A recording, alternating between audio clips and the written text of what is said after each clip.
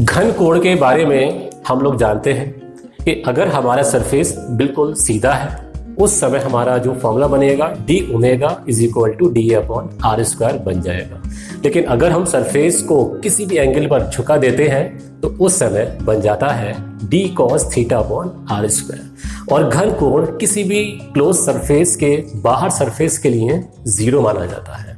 और अगर flux enter करता है तो नेगेटिव होता है और बाहर निकलता है तो पॉजिटिव होता है।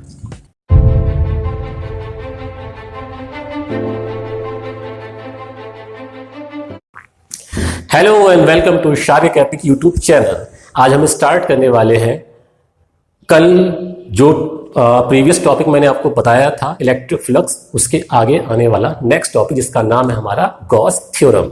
तो हम बात करते हैं गॉस थ्योरम की कि गॉस प्रमेय या गॉस थ्योरम या गॉस लॉ क्या है। गॉस लॉ हमें इस बारे में बताता है बच्चों कि इलेक्ट्रिक फ्लक्स किसी भी क्लोज सरफेस के लिए इलेक्ट्रिक फ्लक्स और उसके अंदर जो टोटल चार्ज है उनके बिटवीन में रिलेशन क्या होता है, इस बारे में हमें बताता है गॉस लॉ। तो बात करते हैं हम इसके स्टेटमेंट की। अगर हमारे पास कोई क्लोज सरफेस है, अगर हमारे पास कोई क्लोज सरफेस है एयर और वैक्यूम, वायु या निर्वात में, तो उसमें से होकर गुजरने वाला नेट इलेक्ट्रिक फ्लक्स या टोटल इलेक्ट्रिक फ्लक्स उस क्लोज सरफेस के अंदर अवेलेबल या उपस्थित टोटल चार्ज के 1/ε0 टाइम्स होता है, या यूं कहा जाए आवेश का 1/ε0 गुना होता है। चलिए हम समझने की कोशिश करते हैं इस स्टेटमेंट को। देखें यहां पर, जैसे कि हमारे पास कोई भी एक सरफेस है, कोई भी एक क्या है हमारे पास सरफेस है। हमने लेट कर लिया कि हमारे पास जो बना हुआ है क्लोज सरफेस, थोड़ा टेढ़ा हो गया है बच्चों, इसको हम सीधा कर लेते हैं। तो ये जो क्लोज सरफेस है हमारे पास, इस क्लोज सरफेस के अंदर हो सकता है आपका चार्ज Q1 हो, आपका चार्ज Q2 हो, आपका चार्ज Q3 हो, आपका चार्ज Q4 हो। तो इसमें से जो भी आपका नेट इलेक्ट्रिक फ्लक्स क्रॉस होगा तो वो इलेक्ट्रिक फ्लक्स इसमें जितने भी चार्ज है, यहां हम कह सकते हैं भाई Q1 plus Q2 plus Q3 plus Q4 का कितना होता है 1/ε0 गुना होता है। या यूं कहा जाए phi is equal to summation Q upon ε0। अगर और सिंपली कहा जाए then phi is equal to Q in upon ε0। तो ये बन जाता है हमारा गॉस प्रमेय का स्टेटमेंट।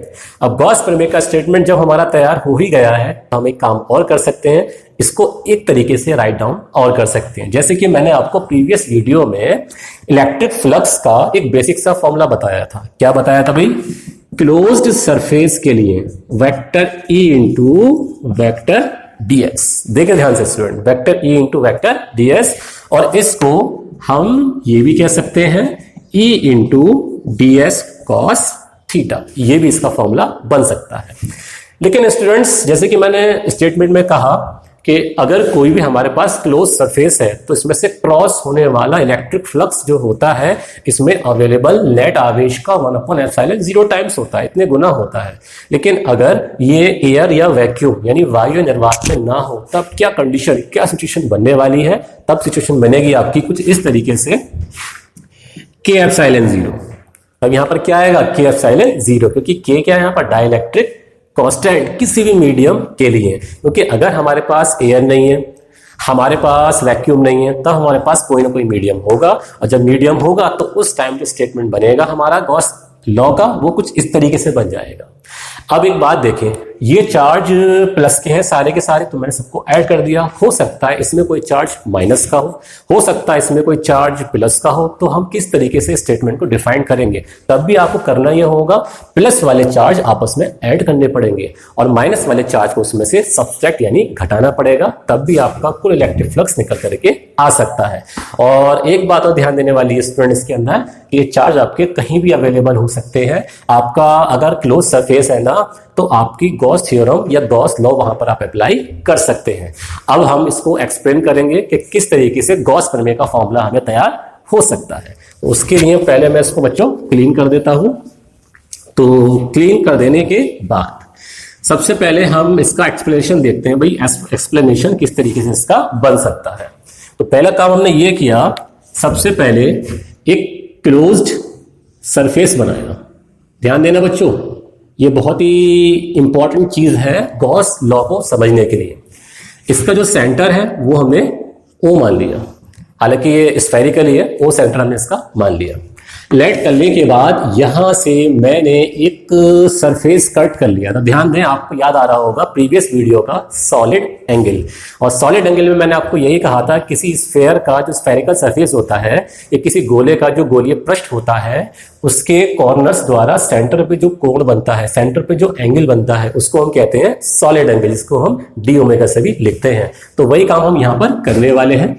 इसको इस तरीके से मैंने यहाँ पर मिला दिया, और मिला देने के बाद देख सकते हैं आप ये इसका डायरेक्शन है। ठीक है, तो ये क्या बनेगा, इसमें आप देख सकते हैं यहां पर आपका ये फ्लक्स निकलेगा, जिसको हम कह सकते हैं फाई ई नहीं बल्कि डी फाई ई, क्योंकि ये बहुत ही छोटा है इसकी कंपैरिजन में। ध्यान देना स्टूडेंट्स, क्लोज सरफेस की कंपैरिजन में जो है ना, ये सरफेस क्या है, बहुत ही छोटा है, जिसको हमने अपने पास से माना हुआ है बच्चों।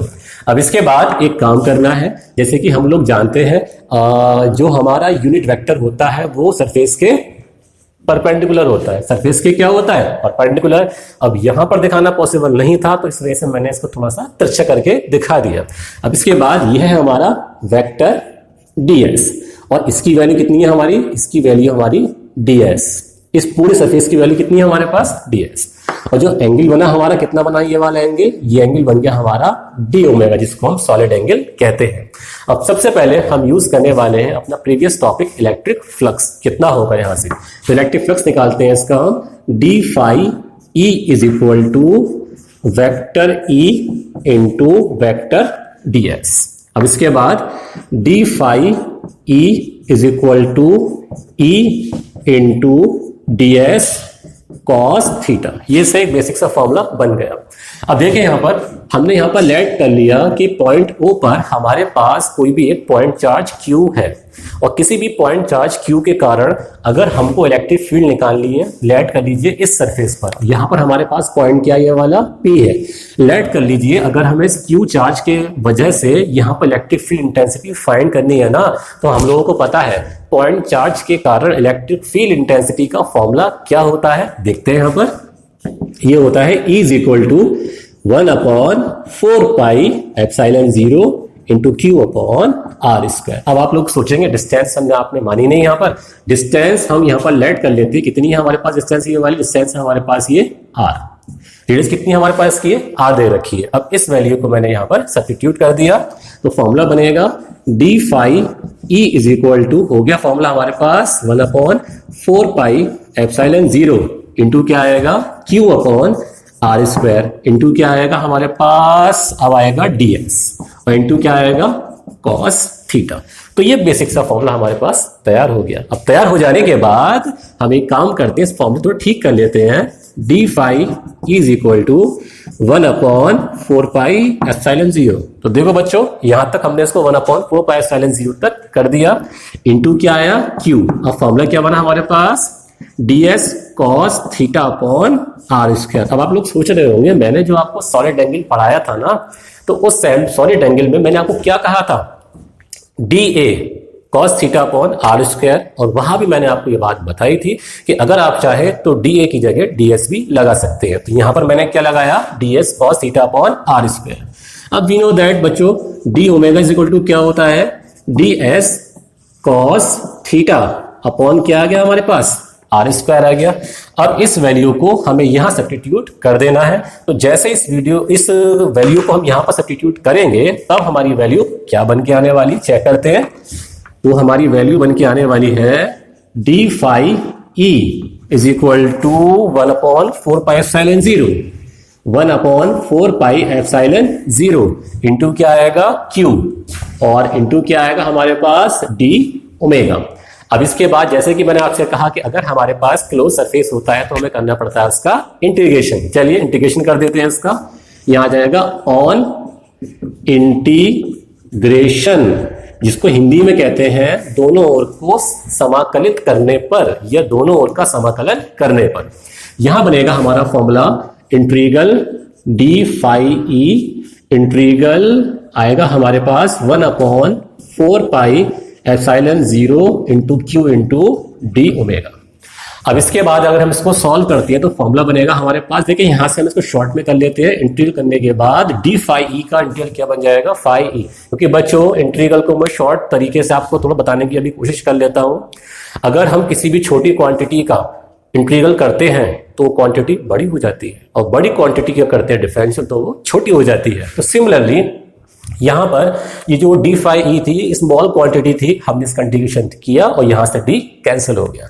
अब कैंसिल हो जाने के बाद आगे देखते हैं यहां पर हम phi E is equal to, देखिए ध्यान से 1 कांस्टेंट, 4 पाई एप्सिलॉन 0 भी कांस्टेंट है और क्यू भी यहां पर कांस्टेंट है, तो इसको हम बाहर निकाल लेंगे, इसका इंटीग्रेशन नहीं हो सकता। 4 pi epsilon 0 into Q, integration हो गया हमारे पास डी ओमेगा। ध्यान रखिए बच्चों, कभी भी कांस्टेंट क्वांटिटी का इंटीग्रेशन नहीं कर सकते। अब इसके बाद आगे चेक कर लेते हैं। We know that solid angle जो होता है किसी भी क्लोज सरफेस के लिए, फुल क्लोज सरफेस के लिए, तो उसकी वैल्यू होती है 4 पाई। तो यहां पर क्या आएगा आपके पास 4 pi. Then the value is that phi is equal to 1/4 pi epsilon 0 into क्या हो जाएगा क्यू, इंटू हो गया, देखो क्यू हमारे पास, क्यू ऊपर पहुंच गया ना 1 के पास, 1 के क्यू से हमने मल्टीप्लाई कर दी, इंटू क्या हो गया हमारे पास 4 पाई। तो ये आपस में क्या हो गया cancel. Then phi is equal to कितना हो जाएगा हमारे पास क्यू अपॉन एप्सिलॉन 0। अब सोचने वाली बात हमारी ये है कि यहाँ पर ये क्यू क्या है, तो आप लोग बताएंगे क्यू इनपुट चार्ज है, यानी जितना का जितना चार्ज इसके अंदर अवेलेबल है उसका ये अमाउंट है। तो इस तरीके से हम गॉस प्रमेय के स्टेटमेंट का ये पहला स्टेप डिफाइन कर सकते हैं। अब इसमें एक सेकंड स्टेप और है, जैसे कि फर्स्ट स्टेप में मैंने आपको क्या बताया, चार्ज क्लोज सरफेस के अंदर है, ठीक है बच्चों, चार्ज हमारा क्लोज सरफेस के अंदर है। क्या हो अगर चार्ज क्लोज सरफेस के बाहर आ जाए, हम इसी की बात पर डिस्कस करने वाले हैं, देखते हैं जरा। तो इसके लिए बच्चों पहले इसको हम साफ कर देते हैं, और साफ करने के बाद देखते हैं आगे क्या कंडीशन बनती है। जैसे कि बच्चों यहां पर हमारे पास ये चार्ज है, ये चार्ज है हमारे पास, तो चार्ज से क्या निकलती है, इलेक्ट्रिक फोर्स लाइंस निकलती हैं इस तरीके से, ठीक है, हालांकि कैसे भी निकल सकती हैं, इट डजंट मैटर। अब इसके बाद यहां पर कोई क्या है हमारे पास, क्लोज सरफेस है, तो इसको क्रॉस करके ये लाइंस जो है लगातार बाहर निकल रही हैं। अब चार्ज कहां है हमारा, बाहर है, तो इस स्टेज में इलेक्ट्रिक फ्लक्स क्या होगा, और क्या हमारी गॉस लॉ या गॉस थ्योरम यहां पर एप्लीकेबल होगी या फिर नहीं होगी, इस बारे में हम बात करने वाले हैं। तो इसके लिए काम किया हमने, सबसे पहले यहां पर एक क्लोज्ड सरफेस बनाया, और क्लोज सरफेस बना लेने के बाद इसका सेंटर हमने क्या लेट किया है, ओ किया हुआ है।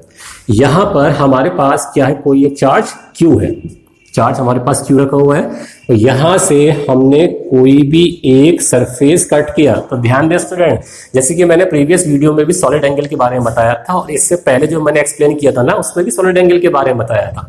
अब इसके दोनों कॉर्नर्स को हम यहाँ पर इस तरीके से मिला देंगे, और मिला देने के बाद एक मिडिल लाइन यहां से खींचेंगे, तो यहाँ क्या बनेगा हमारा, ये बन जाएगा आपका इलेक्ट्रिक फील्ड। यहाँ से यह क्या बन जाएगा आपका इलेक्ट्रिक फील्ड, ठीक है, और यहाँ क्या हो जाएगा आपका डीएस, यह क्या आ जाएगा आपका डीएस, जो कि एक एरिया वेक्टर है, और इसकी वैल्यू कितनी होगी आपके पास डीएस। तो इस चीज को तो आपको बहुत ध्यान रखना ही पड़ेगा।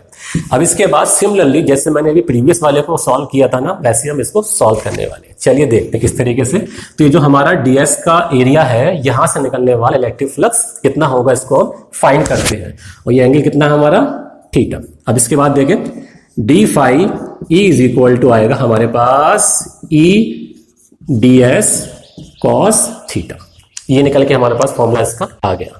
अब इसके बाद एक काम करना हम लोगों को, वो क्या, ये भी एक प्रकार का पॉइंट चार्ज ही है हमारा। तो पॉइंट चार्ज के कारण, ये due two point charge electric field intensity क्या होगी इस सरफेस के पॉइंट P पर, ऐसा हम पहले राइट डाउन कर लेते हैं फॉर्मूला। तो क्या है फॉर्मूला हमारा, E is equal to 1/4 pi epsilon 0 और Q upon R square. R कहाँ है हमारे पास, ये रही हमारी डिस्टेंस R। डिस्टेंस क्या है हमारे पास, ये R रही। अभी जो R डिस्टेंस है इसको हमने यहाँ पर शो कर दिया है। अब इसके बाद ये जो फॉर्मूला है, इस फॉर्मूले को यहाँ सब्स्टिट्यूट कर देना। तो कैसे करेंगे substitute, d phi is equal to 1/4 pi epsilon 0 into क्या आएगा हमारे पास Q upon R square into क्या हो गया T cos थीटा। यहां तक हमारा ये फॉर्मूला तैयार हो गया। अब फॉर्मूला तैयार हो जाने के बाद यहां मैं एक लाइन ड्रॉ कर देता हूं ताकि इससे आपको कंफ्यूजन बिल्कुल भी ना हो। इसको थोड़ा हम ठीक कर लेते हैं फॉर्मूले को। कैसे करेंगे? D phi E is equal to कितना आएगा बच्चों हमारे पास? 1/4 pi epsilon 0, 1/4 pi epsilon 0 into क्या आएगा हमारे पास? क्यू, और इंटू क्या आ गया? डी कॉस थीटा अपॉन आ गया आर स्क्वायर। देखे ध्यान से। अब इसके बाद d cos theta upon R square, ये किसका फॉर्मूला होता है? सॉलिड एंगल का। तो फॉर्मूला क्या बनेगा? D omega is equal to हो गया d S cos theta upon R square. इस वैल्यू को हम यहां सब्स्टिट्यूट कर देंगे तो वैल्यू कितनी हो जाएगी हमारे पास? D phi is equal to 1/4 pi epsilon 0, और Q को हम 1 की मल्टीप्लाई में लेकर के आ चुके हैं। इसके अलावा ये फॉर्मूला बन गया हमारा डी ओमेगा का। अब जैसे कि बच्चों मैंने अभी अभी आपको इसके फर्स्ट पार्ट में दिखाया था कि जब चार्ज क्लोज सरफेस के अंदर है तब भी हमें इंटीग्रेशन करना पड़ा था और अब भी हमें इंटीग्रेशन करना पड़ेगा। तो ऑन आ जाएगा यहां पर इंटीग्रेशन।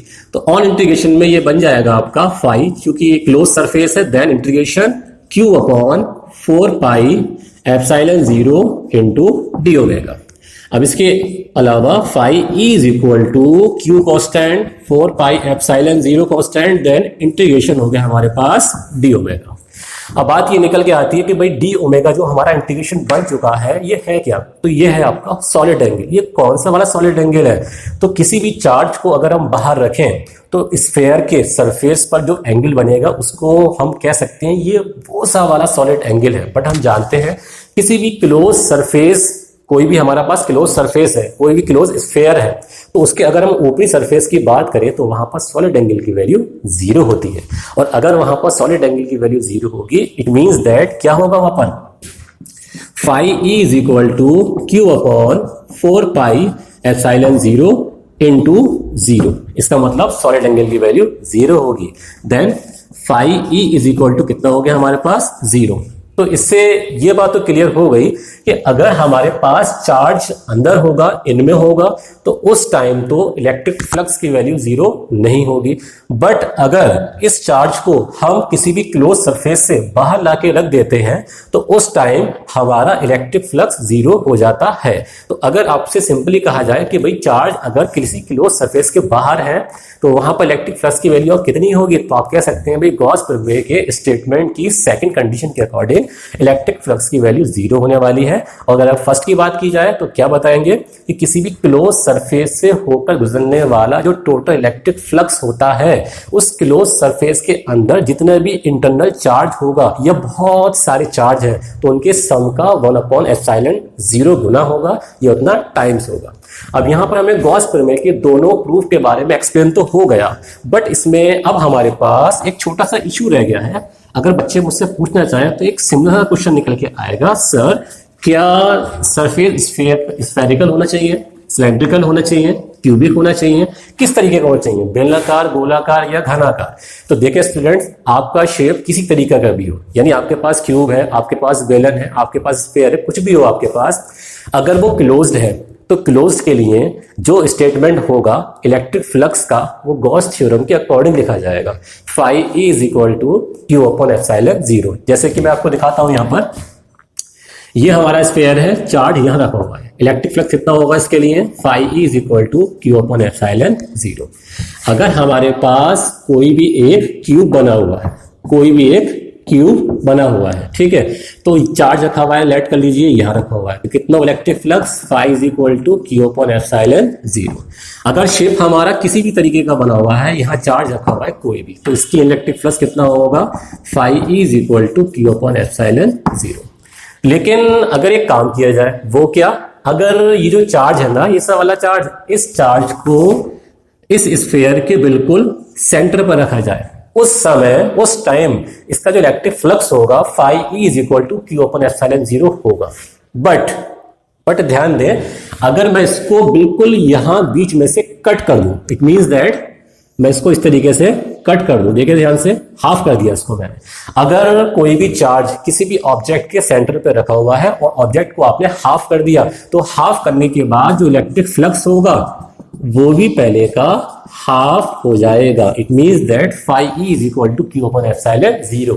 और ये कंडीशन कब होगी? तो बच्चों ये कंडीशन केवल तभी होने वाली है अगर चार्ज किसी भी क्लोज सरफेस के बिल्कुल सेंटर पर रख दिया गया है। अगर सेंटर पर रखा हुआ है और आपने हाफ कर दिया तो electric flux half half distribute हो जाएगा। लेकिन अगर सेंटर पे नहीं है तो आप कहीं से भी इसको डिस्ट्रीब्यूट कर दें, कहीं से भी इसको कट कर दें, इलेक्ट्रिक फ्लक्स को कोई इफेक्ट नहीं पड़ने वाला। जैसे कि अगर आप कोई सिलेंडर होता, लेट कर लीजिए, अगर आपके पास यहाँ पर कोई सिलेंडर इस तरीके से बना हुआ होता और इसके यहाँ सेंटर पे यह चार्ज रखा होता और उसके बाद हम इसको यहाँ से कट कर देते, तो कट करने के बाद क्या होता? हाफ इलेक्ट्रिक फ्लक्स ऊपर वाले के पास और हाफ इलेक्ट्रिक फ्लक्स क्या होता आपका? नीचे वाले के पास पहुंच जाता। तो इससे ये बात तो क्लियर हो गई। तो गॉस थ्योरम जो होती है डिपेंड किस चीज पे करती है?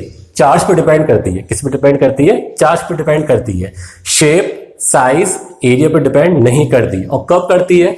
उसकी कुछ कंडीशंस हैं जिनके बारे में मैं आपको नेक्स्ट वीडियो में बताऊंगा। और नेक्स्ट वीडियो में मैं आपको गॉस थ्योरम को लेकर के कुछ प्रॉब्लम्स आपके सामने रिप्रेजेंट करूंगा।